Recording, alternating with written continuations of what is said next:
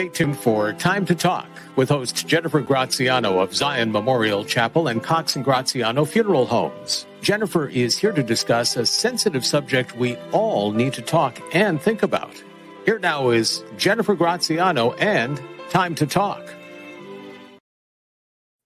Good morning, everyone. It's time to talk with me, Jen Graziano. I'm a licensed funeral director and attorney who oversees my family's funeral homes, Cox and Graziano of both Mamaroneck and Greenwich, the Zion Memorial Chapel of Westchester, and now the Fred D. Knapp Funeral Home of Greenwich.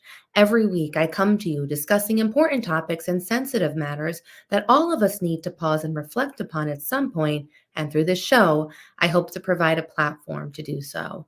So a really important show today. The message connects on a broad level, but specifically to our local community, there are some resources available that I really want to share with you today. We're entering the holiday season, and for so many people, this is a time of tremendous joy, family gatherings, beautiful decorations. It's a time of festivity, reconnecting to those that we love. And for many people, it really just is, as the song says, the most wonderful time of the year. However, there is another side to that. For anyone who has experienced the loss of a loved one, whether it be this year or even years past, the holidays take on a different nature. They're hard, everyone. I get it. And it's something that it's hard to communicate this to people around you. When you see everybody happy, how can you weigh them down when you're feeling sad? So you often feel alone, you feel isolated, and these are really real feelings. So to address that today, I have a few ladies, friends of mine, who will join me to tell us about some upcoming events that are designed to help you get through the holiday grief journey and give you some tips and tools to how to navigate these next couple of weeks when you just don't feel as merry and bright. So good morning, ladies. I am joined first by Angel and Jenine, friends of mine who operate the St. Mary's Putnam Cemetery in Greenwich, ladies who I love to work with. And I always tell people there's an angel working in the cemetery. That's the best advertising I can think of. Thank you for joining me.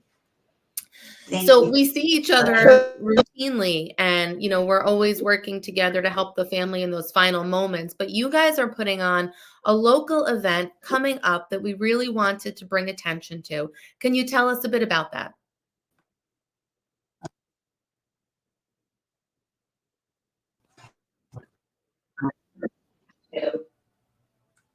Jen, I'm so sorry. Ladies, are you there? Yes, we're here. Can you hear us now? Okay. No, yeah, perfect. So if you can tell us a little bit about the upcoming event and the why of why you're doing it. Absolutely. We are hosting next week on November 30th, Thursday, from 5 to 7, what is now our second annual Tree of Remembrance lighting at St. Mary Putnam.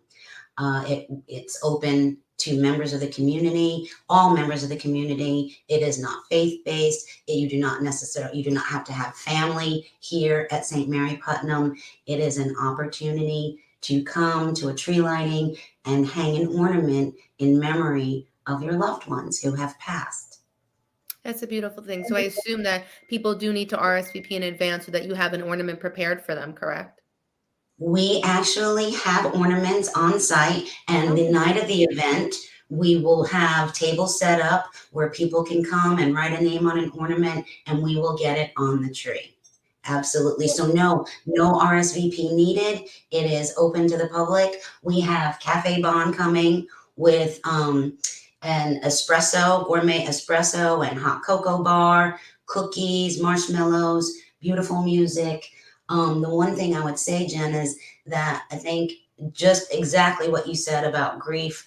This is a really difficult, time of the year that people don't necessarily know what to do, whether it's a new loss or it's a long-term loss. Christmas and the holiday season just really tends to bring those feelings to the surface. And this really is an outlet for people to come and acknowledge their loved ones with friends and the community during this season. It's so important, and I credit you because to do that, you go above and beyond helping the families, that have loved ones there. And it's a way to connect for those who do have loved ones interred at St. Mary's Putnam. You can feel like you're celebrating the holidays with them to an extent. And it's all part of a healing process. I mean, you guys see so many people go there daily to tend to the grave of a loved one. And there's such a longing to be with them. It's sad and it's heavy. And this year, at this time of year, it's highlighted even that much further. So this sounds like a wonderful event. Tell us a little bit about the details again. I know the date, November 30th. It is November 30th from 5 to 7. We will light the tree at 6. And Jen, I'm so glad you touched on that, because last year was our inaugural event. And one thing, nobody knew what to expect. We were a little nervous. We'd invested money. We put on this whole thing, and we didn't RSVP. And it got dark. And when I tell you that headlights started coming, and they kept coming. And one thing that I would like to say is that this is very much a celebration of life and light. When I tell you that the Holy Spirit was present, that the atmosphere, the feeling in the air, this was not, this was uplifting. And so absolutely a wonderful outlet to bring kids maybe that have lost a grandparent at this time of year and can say, look, there's Nana or there's Pop, or a way to acknowledge them. So it's November 30th, 5 to 7, open to the public, and we light the tree at 6. And you have beautiful music playing. Can you tell us about that? We do. Well, I can't tell you. We have people who come and do that magic for us, Jen. So it really just we have music not provided by any one of us. So yes, no. That's part of the joy of the evening, is that we do not sing for you, but there's beautiful music, and it's all holiday and seasonal. So it's a wonderful. I think you said it best, Jenine. You're providing an outlet that people who recognize the heaviness of this time of year, but are able to channel that to go and to feel the comfort. First of all, the comfort in the numbers around you that other people are experiencing. You're not alone, because grief feels very lonely. And I think that even just being surrounded by people, although they're on their own journeys or different parts of their journey, but there are other people that you're united by your collective feelings of grief. There's a comfort in that. And again, a comfort in knowing that we celebrate them, that death marks the end of a physical being, but the love lives on. And personally, I believe in that. I think we all have to believe in that in order to get by and to get through. So this is a great event. We're running this on the screen. We're going to circle back to you guys in a little bit. I'd like to bring on someone very near and dear to my heart. For close to 25 years, she's been the in-house bereavement counselor for our funeral homes. And just a special lady who has helped so many people. And I know it firsthand because they always come back and tell me, Terri Agliardo. She's a familiar face to so many who follow the show. Good morning, Terri. Good morning, everyone. And Terri, we're doing an event on December 9th that we've been doing for many, many years. We entitle it Hope for the Holidays. And I'll let you speak a little bit about that event. And then we're going to go into some of your helpful and useful tips for this upcoming time of year. Thanks, Jen. Hello, Angel. Hello, Jenine. The Hope for the Holidays special event held at your funeral home is something very near and dear to my heart. Grief shows its ugly head, I think, more profoundly at the holiday time than any other time during the year. Because as we sit at our tables, there's that empty chair. So-and-so was there last year, but they're not there this year. They were there 5 years ago. They were there 10 years ago. And there is that pulling, that ache, that, oh my God, they're not here. And everyone tap dances around it. It's like the elephant in the living room. And you have to speak about it. I always say to the people in the bereavement group, talk about your love. Their body died. The relationship lives on forever. As long as you are alive, as long as you have your memories, talk about them. It will keep them alive, and it will make it easier to go through the day. It's the anticipation of the event that's worse than the actual event. People have told me, I have said to them, have a game plan. That will make it easier. You'll do it. And then the next day you'll say, my God, it wasn't as bad as I had anticipated. So Hope for the Holidays is an event hosted by Cox and Graziano, where Father Tierney and myself prayerfully pray that those that have gathered will somehow find the hope to get through the holiday in a way that you replace the grief with the gratitude of the life of your loved one. Think about all they left you. What's their legacy? The love lives on. Celebrate it. Toast it. Yes, there's sadness. I speak from my heart. My dad is gone 5.5 years. I still miss him. He was my go-to man. He was my buddy. He was my best friend. And Jen and her family did a wonderful, wonderful job. I can never thank her enough for that night that I called her and I said, my dad's dead. And she said, don't worry, we'll take care of everything. And they did. But I still miss him. And my way of going through the holidays without my dad is I talk about him. I keep him alive. My father loved to party. The holidays were a time to party. Speak about them. Toast them. Tell stories. There's got to be something funny that people did in their lifetime that people could share.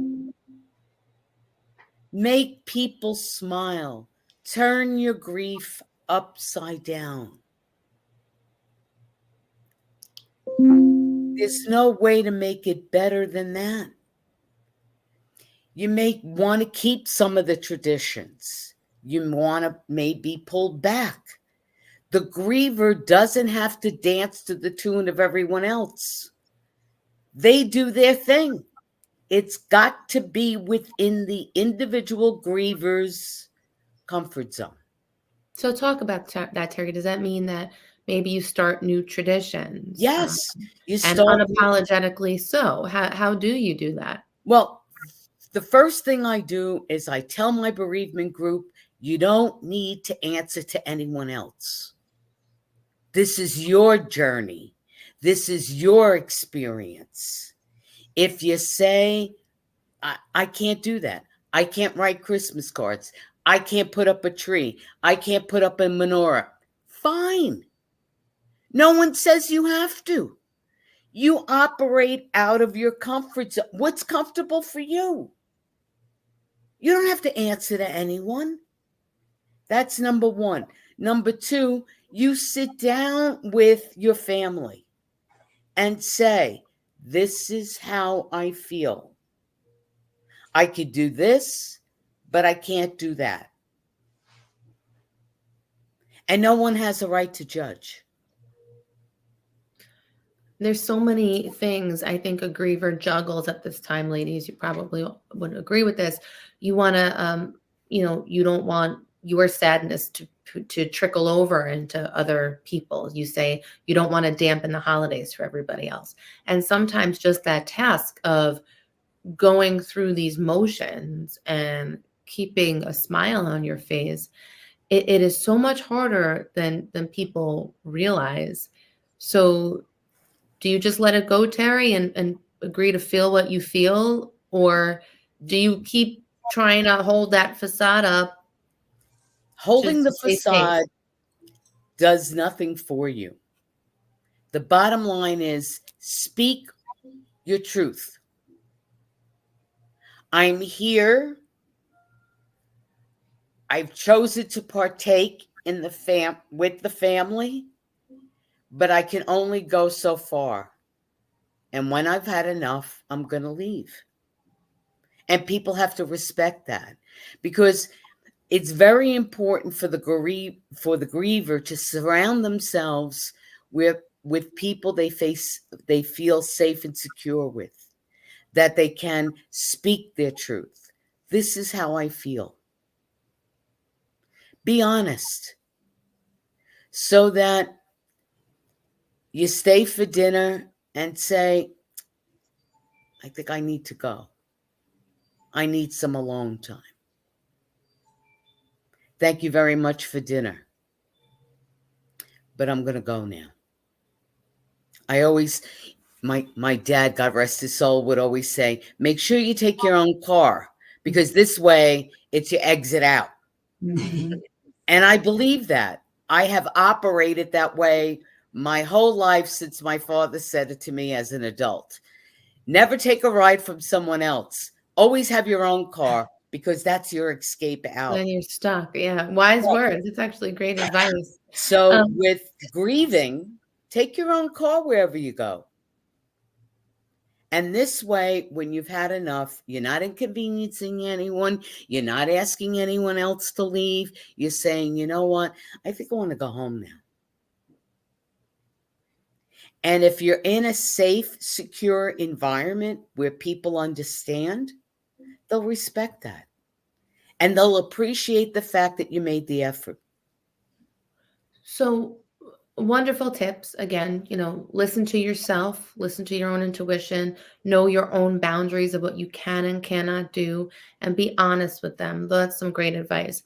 All three of you are giving us some collective advice as well, to seek outlets and seek comfort in programs that are available no matter where you live, of ways you can partake in specific, we don't want to call it holiday grief, but specific events that acknowledge that you're grieving through the holidays.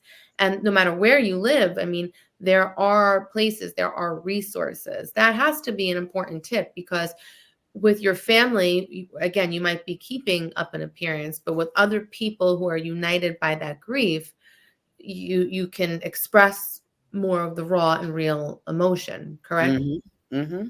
It's so important, because when a family member has died, everyone in the family has their own experience. And that depends upon the nature of the relationship with that person who has died, as well as how he or she individually copes with grief. Right. There are some people who are doers, so they express their grief by doing, I'll cook until I drop. And then there are others that want to talk about it. Whatever it is, people need to be respectful of each other in the way they choose to manifest their grief. Yeah, And grief is unique. Appreciate the differences. Sorry, Right. Jen. No, grief is unique as a fingerprint. It's just That's right. Unique to the person, unique to the relationship. And you're right, a healthy respect. You always hear too, such a misconception. Those who haven't gone through it might think, okay, your time is up. You've grieved this. It's time to move on. What is your answer to people who kind of impose that grief statute of limitations? Well, it's very interesting. A week and a half ago, I attended a webinar sponsored by the Association for Death Education and Counseling. And the keynote speaker was my mentor in graduate school. Oh, wow. And there is Dr. Ken Doka, who is internationally known as just an amazing man.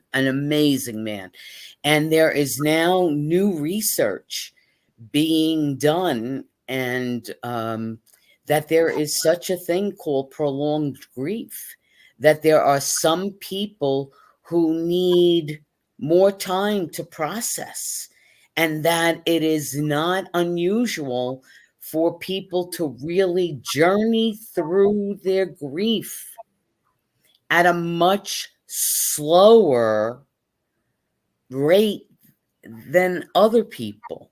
Some people can manage to process their grief in a shorter period of time, but there are those who need a longer period of time, and they should not be looked at as hanger-oners, like they just want to stay in this modality of woe is me, I have a heavy heart, but rather they're having difficulty. And there are some people who, just by the nature of their personality, have a real hard time. And we need to handle with care those people who really have a very difficult time with the journey of grief. So I think also for some people too, there's a delayed start of the grief process. Mm-hmm. There's such an avoidance. And you always say it, Terri, that if you don't deal with grief, it deals with you. That's So right. that probably accounts for the lengthened journey in some people, that they just hit the ground running in the aftermath of loss, thinking, I'm okay, and just keep going. And you do hit a wall at some point. Angel and Jenine, can you recall any comments from last year and people who attended the event? Was it people who their grief was more fresh? Did you find that people came that had been, there had been a bit of a distance between the loss? Actually, Jen, I think we had both. We had people who had just experienced a loss, and we had people who are years out. I'll tell you, and again, I want to thank you. I didn't mention earlier, thank you so much for the sponsorship of Cox and Graziano, and so excited that you'll be with us this year. Yes. Because and Terri, I hope you will join us as well. We would love to see you too. But what I think that was really amazing was the reaction of our staff as well. And that, we had our Mason Jordan had lost his own father and was hanging an ornament, and that particular ornament said, "Happy First Christmas in Heaven, Dad," and how struck he was by that. And we had another employee who had just lost it was the 20th anniversary of his own brother's death. So we, as far as attendance, we had many people who had just had the loss, and the biggest feedback we got was just that it was beautiful and that they so appreciated having the opportunity and ability to be with others in a like community and to have the symbolism of having an ornament on a tree and acknowledging their loved one. Acknowledgement is huge. Sometimes people don't know what to say, just like Terri's bringing up, so they almost kind of avoid it and say nothing. Yeah. And the person is left feeling with all of these bottled emotions. So for this particular time of year, I'm sure that you guys could teach me the whole thing on this, but it's almost situational. Even if it's long-term grief, the holidays are a tough time for everyone who has had a significant loss. So I think it can come back at you. I don't know if anybody see the Disney movie Coco. I blogged on this once. It's on our website. They did such a great job, at least in my personal opinion. In the older days, Disney got it right, but they talked. At this movie they talked about grief, and it really followed in the Spanish culture tradition of Dia de los Muertos and the Day of the Dead. But the crux of it was speak their name. They don't die so long as they're remembered. And it was so beautifully done and so true. And, it was true death comes when you're no longer acknowledged, when your name is not spoken. And, my dad always taught me, when you say their name, you say a prayer for them inadvertently. And I think what you're doing, Angel and Jenine, what Terri, what you help us do, that's what we're doing. We're saying a prayer for them. Terri, is it ever too soon to start grief work? Some people are come very quickly, as you know, that I will not mention name, but someone buried her husband on Thursday and came to group on Saturday because you reached out to me, Jen, and said, please call so-and-so. And I did, and she came. And there are other people that wait. The standard is you wait maybe a month or so till the dust settles, and Yeah. but most people come, when they're ready. You can't enter a bereavement group if you're not ready to do the grief work. That's very true. Because then if you're not, and it is work, and it really is work, and I can't stress that enough. And it's hard work. And I think anytime you go through a healing process in life, whether it's a death, whether it's a divorce, any monumental change, Right. there's heavy lifting involved with that. That's And right. usually a tendency to avoid it for a while. But when you're ready to do it, like you said, Terry, you have to, in fact, be ready. So for our event at the Cox Graziano, we do ask that you RSVP only because we do have a personalized ornament for you. We do it that I love the tree hanging idea, Angel and Jenine. We do it where they light a candle. So we call them up, they receive their ornament, and they light a candle, and then we're surrounded by light. And I'll tell you what, there are moments in this every year where there's not a dry eye. There's a beautiful poem that's read. We read their names. But when you leave there is an uplifting feeling when you leave. It's heavy and hard and beautiful while you're there, but you do leave feeling uplifted and somewhat of a peace. And I'm confident people who attend your event, Jenine and Angel, will feel the same way. I look forward to being with you as well. So, Jenine, if you don't mind, just share information where how people can read about this event. This show is going to be posted within enough time for people to find out. Oh, thank you, Tim. We have, you can go online to the Diocese of Bridgeport, and there is information about the event on there. I believe there's information as well in the Fairfield County Catholic. And absolutely, they're welcome to call us right here at the office, and we can get them whatever information they need. It's very informal. If you come, people are coming in advance. You are welcome to come in advance to bring ornaments. The one thing we do ask is that it is an outdoor tree. So please, nothing of great sentimental or financial value, because we aren't able to return them all. We can't guarantee that they will be safe. It's more of the symbolism of coming and doing the tree. And we leave it up all throughout the Advent season.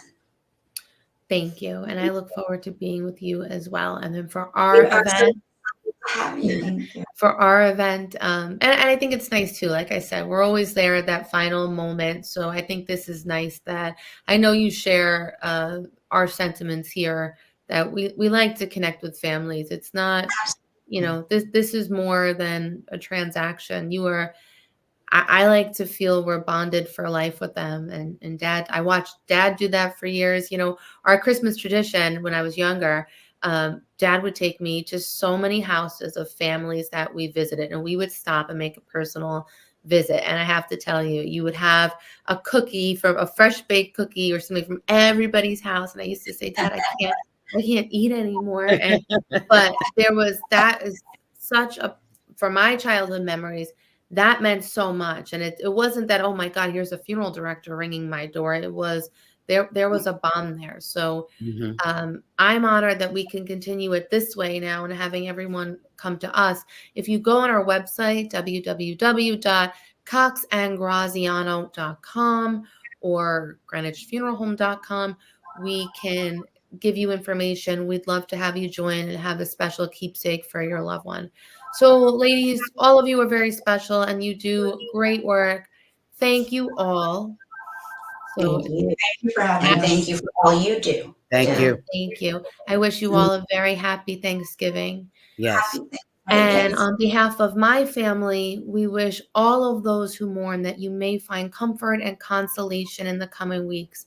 We know full well it's not easy, but God is with you. Hang on to your faith, hang on to your family, and whatever you need to do to help these weeks and days become a little lighter, please afford yourself the opportunity to do that. Help yourself. You have to help yourself before you can help others. So I leave you with that. I hope to see you at these upcoming events, and all of you remain in the hearts of my family and in our prayers. So I thank you all. Thank you. And this is Jen Happy Graziano. Thanksgiving. Thank you. Thanking you for taking the time to listen as we took the time to talk. Have a great day, everyone. Bye-bye.